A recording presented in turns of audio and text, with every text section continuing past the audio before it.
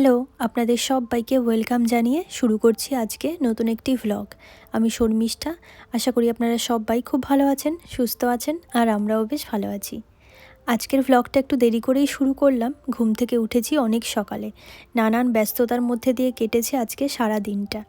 এখন ঘড়িতে সময় বিকেল 5টা, আর এই বিকেল 5টা থেকেই আমি আমার ভ্লগটা স্টার্ট করলাম। খুব বেশি দিন হয়নি গাছগুলোকে লাগিয়েছি, আপনারা তো ভ্লগে দেখেছেনই। তবে এই গাছগুলো থেকে যে এত ফুল পাবো এটা তো ভাবতেই পারিনি। পুজোর জন্য আমার আর ফুলের চিন্তা করতে হয় না, এখান থেকে নিয়েই মনের মতন ফুল দিয়ে পুজো দিতে পারি ভগবানকে। আজ তো শ্রীকৃষ্ণের জন্মাষ্টমী। এ কদিন আপনাদের সঙ্গে ঘুরতে যাওয়ার ভ্লগগুলো শেয়ার করছিলাম, এরই মধ্যে জন্মাষ্টমীও চলে এসেছে, তাই ভাবলাম আজকে আপনাদের সঙ্গে এই জন্মাষ্টমীর ভ্লগটা শেয়ার করে এর পরের থেকে বাকি ঘুরতে যাওয়ার ভ্লগগুলো শেয়ার করব। আর এখন সব জামাকাপড় বের করে নিচ্ছি পরে নেওয়ার জন্য। সকাল থেকে উঠে তো অনেক রান্নাবান্না করতে হয়েছে, তখন আর শাড়িটা পরিনি। শাড়ি পাঞ্জাবিও বের করে নিয়েছি। শাড়িটা খুব একটা পরা হয় না, যখন এই ঘরে ছোটোখাটো কোনো অনুষ্ঠান হয় তখন চেষ্টা করি মাঝে মাঝে এই শাড়িগুলো পরতে। এই বিশেষ জন্মাষ্টমী উপলক্ষে যেমন আজকে শাড়ি পরার সুযোগ পেয়েছি, সেই সঙ্গে একটু গয়নাগাটি পরারও সুযোগ পেয়েছি, তাই সেটাকে আর হাতছাড়া করিনি। বছরের এই সুন্দর ছোট ছোট দিনগুলোতে চেষ্টা করি এই রকম টুকটাক একটু গয়নাগাটি পরে থাকলে বেশ ভালোই লাগে।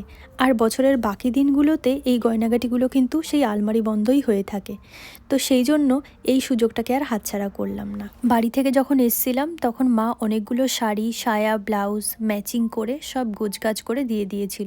সেগুলো আজও সেভাবে বাক্সবন্দিই রয়েছে, সেগুলোর ভাঁজও ভাঙা হয়নি। তবে এই শাড়িটা আমি 2-1 বার পরেছি, আর শাড়িটা খুব একটা যে গুছিয়ে পরতে পারি সেটাও না। তবে এই সুন্দর সুন্দর অনুষ্ঠানে মাঝে মাঝে একটু পরতে ইচ্ছা করে, সেই জন্যই পরা হয় আর কি। তবে এখানে আসার আগে আমিও ভাবতাম যে এখানে এসে হয়তো আমি অনেক শাড়ি পরবো, আর আমার মাও সেটাই ভেবেছে, হয়তো ওখানে গেলে ও শাড়ি পরাটা শিখেও যাবে আর হয়তো ওর পরতেও ইচ্ছা করবে। কিন্তু সেই শাড়িগুলো ওই যে আজও ভাঁজ ভাঙা হয়নি। ভাবছি বাড়ি যাওয়ার সময় ওই শাড়িগুলোকেই আবার নিয়ে চলে যাব, কারণ পরা হয় না খুব একটা। আর এখানে তো প্রচুর ঠান্ডা, শাড়ি পরে বেরোনোই যায় না। শুধু এই গরমের কয়েকটা দিন 2-1 বার একটু পরা যায়, তাছাড়া তো সবসময় শীতের পোশাকই পরে থাকতে হয়। আজকের দিনে আমরা দুজনেই উপোস করে রয়েছি। তবে ও বেরিয়েছিল সকালের দিকে একটু, এখন আবার চলে এসেছে পুজোর জন্য। আমি যদিও বা সকাল থেকে একটু জল খেয়েছি, কিন্তু ও একেবারে নির্জলা উপোস করে থাকে। আর এটাও একেবারে ছোটোবেলার থেকেই করে শুনেছি। আমি এখানে আসার আগেই ও দেখতাম এখানে বসে জন্মাষ্টমী করত, তখন আমি দেশে ছিলাম।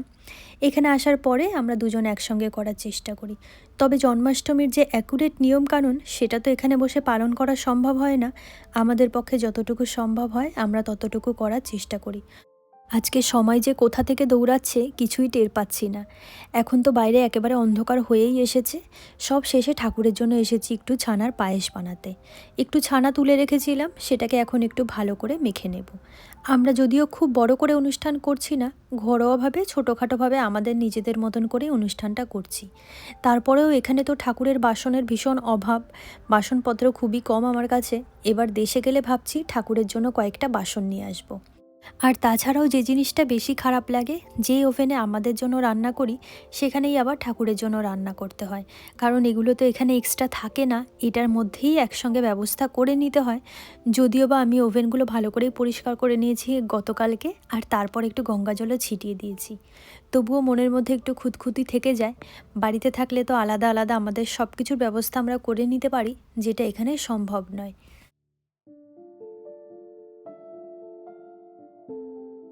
এদিকে আপাতত ছানার পায়েসটা ওর হাতে হ্যান্ডওভার করে দিয়েছি। চলুন তাহলে ততক্ষণে আমরা ঠাকুরের ভোগের থালাটা রেডি করে ফেলি।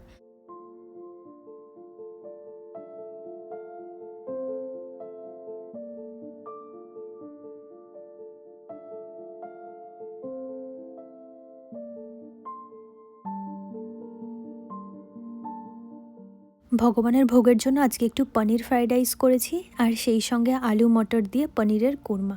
আজকে একটু বেশি করেই দুধ নিয়ে এসেছিলাম, যার জন্য ঘরের মধ্যে বেশি করে একটু পনির তৈরি করে নিয়েছি, আর সেগুলোই দিয়ে আজকে ভগবানের ভোগ বানানোর চেষ্টা করেছি। আর সেই সঙ্গে কিছু ফলও দিয়ে দিয়েছি। তবে জন্মাষ্টমীতে তো তাল ছাড়া হয় না, কিন্তু এখানে তো তাল পাওয়া যায় না, তো সেই জন্যই বললাম যে অ্যাকুরেট জন্মাষ্টমীর যে নিয়মগুলো আছে সেগুলো হয়তো আমরা পালন করতে পারিনি, তাই আমাদের মতন করে যেভাবে হয় ভগবানকে আমরা সেভাবেই ভোগ নিবেদন করার চেষ্টা করেছি। এদিকে পায়েসের মধ্যে এখন চিনি দেওয়ার পালা। আমার কাছে সাদা চিনিটা ছিল না বলে আমি যে ব্রাউন সুগারটা আছে সেটা দিয়ে দিয়েছি এর মধ্যে। আর সবশেষে এর মধ্যে একটু ড্রাই ফ্রুটস রেখেছিলাম, সেগুলোকে একটু দিয়ে দিলে ব্যাস আমার ছানার পায়েসের দিকে হয়ে যাবে।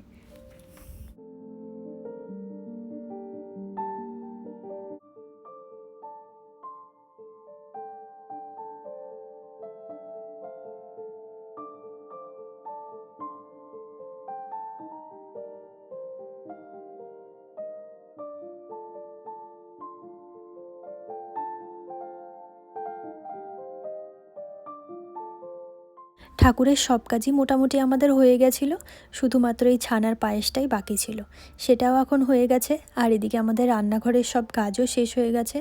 সব শেষে এর ওপর থেকে একটু কেসার, একটু ড্রাই ফ্রুটস আর সেই সঙ্গে কয়েকটা গোলাপের পাপড়িও ছড়িয়ে দিলাম। তো চলুন এটা খানিকক্ষণ এখানে ঠান্ডা হোক, ততক্ষণ আমরা পুজোর বাকি কাজগুলোতে লেগে পড়ি।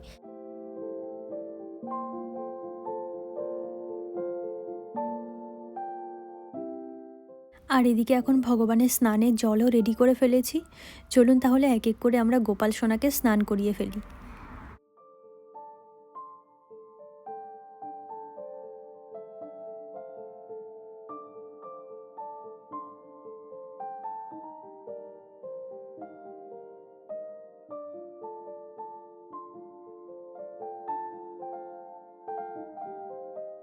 আমাদের কাছে পিতলের গোপাল ঠাকুর কিন্তু সেই অর্থে নেই। বাড়ি থেকে আসার সময় এই ঠাকুরটাকে আমার বোনের কাছ থেকে নিয়ে এসেছিলাম, সেটাকেই এনে এখানে আমরা পুজো করি। আমার কাছে যদিও বা সব ভগবানই আছে আর সব ভগবানই আমার কাছে সমান। আর আসার সময় এই ঠাকুরের জন্য না দুটো ছোট্ট ছোট জামা নিয়ে এসেছিলাম, সেই দুটোকেই অল্টারনেট করে পরাতে থাকি। এখানে যদিও খুব একটা পাওয়া যায় না এগুলো, আর পেলেও অনেক দোকানে ঘুরতে হয়, তো সেই জন্য ওই দুটোই অল্টারনেট করে পরাতে থাকি। একটা জামা তো পরেছিল ঠাকুর, আর একটা জামা ধুয়ে দিয়েছিলাম, সেটাকেই এখন পরিয়ে দিলাম।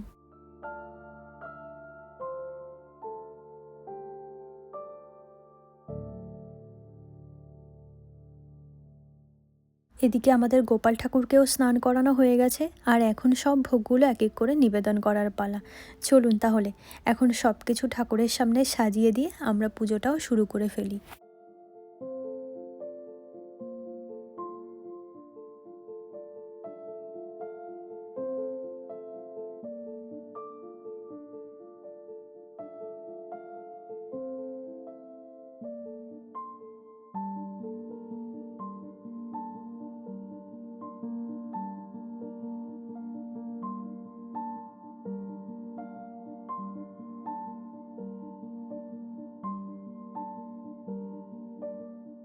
আর আমাদের সঙ্গে অনেক ঠাকুরই আছেন, তবে তাদের জায়গাটা একটু কম হয়ে গেছে, তো সেই জন্যই আমি আবার কাছে এগিয়ে আসলাম। সব কিছুর মাঝখানেই আমার গোপাল ঠাকুরই ঢাকা পড়ে গেছে।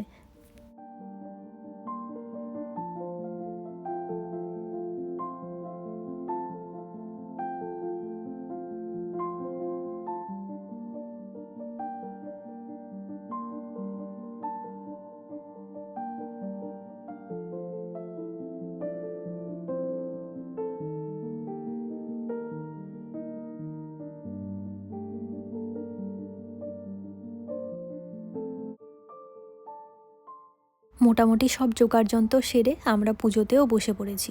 তবে এখানে তো সেরকম অর্থে পুরোহিত পাওয়া যায় না, নিজেদের পুজোটা নিজেদেরই করতে হয়।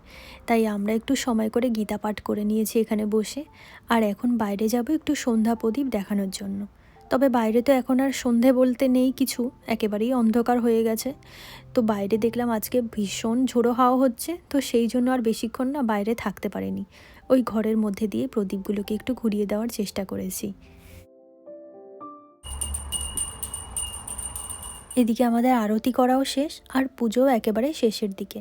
আর এখন আমরা হাত মুখ ধুয়ে ভগবানের প্রসাদ খেয়ে এক এক করে উপোস ভাঙব। তো চলুন আজকের ভ্লগটিও আমি এখানে শেষ করব। আমার ভ্লগগুলি যদি আপনাদের ভালো লেগে থাকে একটা লাইক করে চ্যানেলটির সঙ্গে থাকবেন।